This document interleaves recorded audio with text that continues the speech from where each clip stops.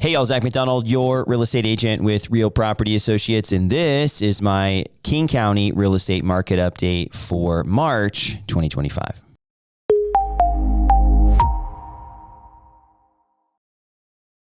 Well, as you can expect, we're nearing the spring housing market here in Seattle. I would say we're already in the thick of it. Depending on the price range here in King County or Snohomish County, for that matter, you're seeing houses selling over asking price or right around the asking price. Generally selling relatively quickly. If you're looking at single family houses, going quickly, a lot of times multiple offers, especially in the median sales price range.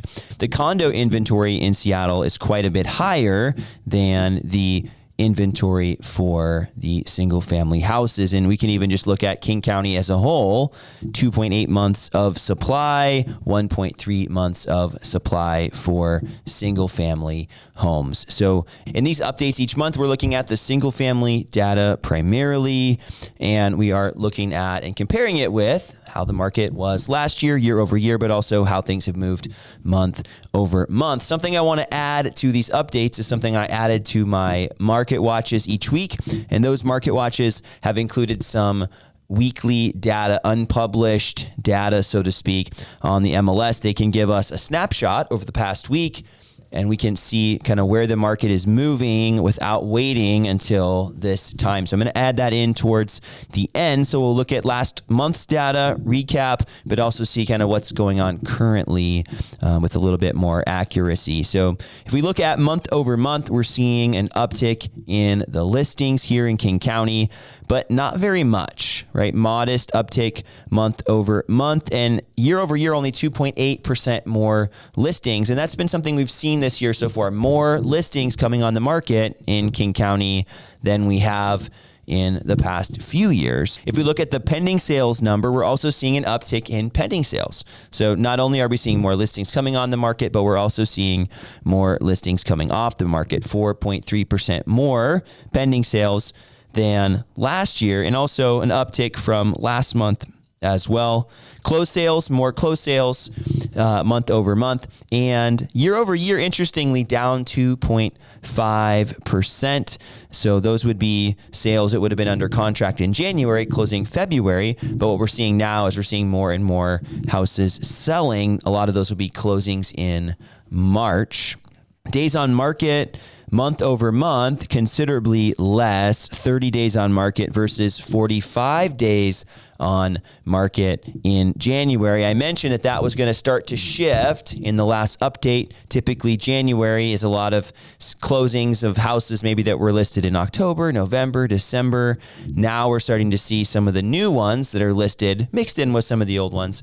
And that's why we're seeing that average trending down. So 30 versus 31 last year as well. So still a little bit quicker even than last year, but starting to get into that normal spring rhythm here in the Seattle area. Median sales price, $930, $975. The median sales price here, less than last year on the report here, down 0.8%. So about the same as last year, but up from $855 last month. And again, the median sales price isn't a great indicator of how much the market's appreciated in a month time span, but it's a good number to pay attention to, especially in the year over year reflection. And same with average sales price here. Average sales price is up just barely from last month, $1,183,385, and that's down 0.9% year over year, but again, up slightly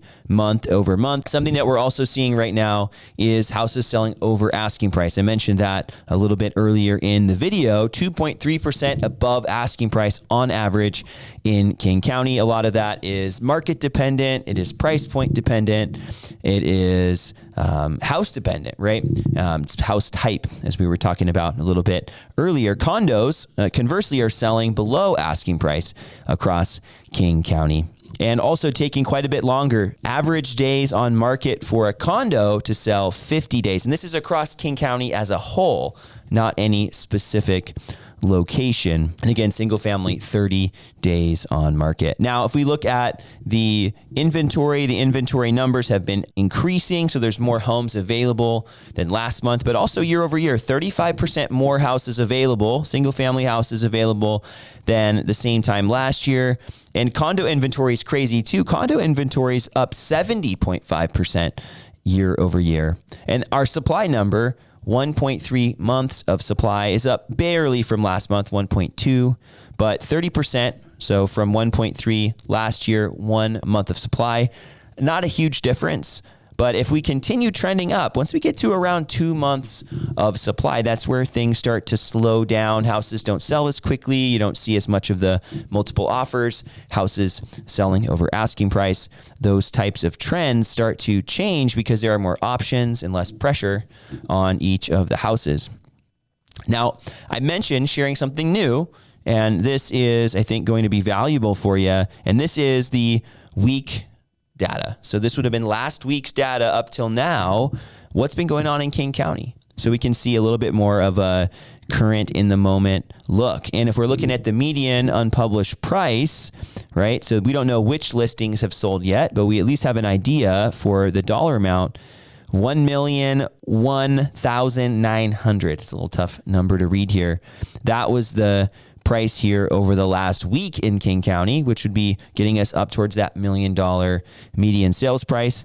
The average unpublished pending, right, list price to sales ratio. So that's how much over asking price did this house sell, right at asking price. So we've been seeing houses selling over asking price over the last week. They've been selling closer to asking price, at least the average, right? And so looking at the next couple data points here, we've got the pending sales with multiple offers. 37% of all the pending sales in King County last week had multiple offers.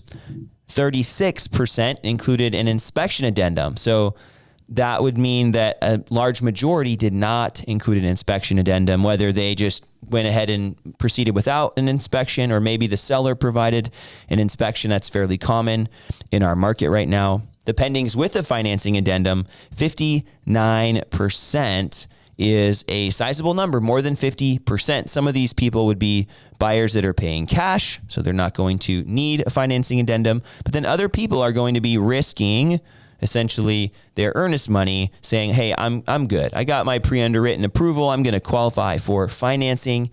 If we look at last week, 61% had a financing addendum. So a slight change there, a little drop in the buyers that have the financing addendum. And then the escalation addendums, we saw 19% of all offers included one. That doesn't mean that it's sold for over asking.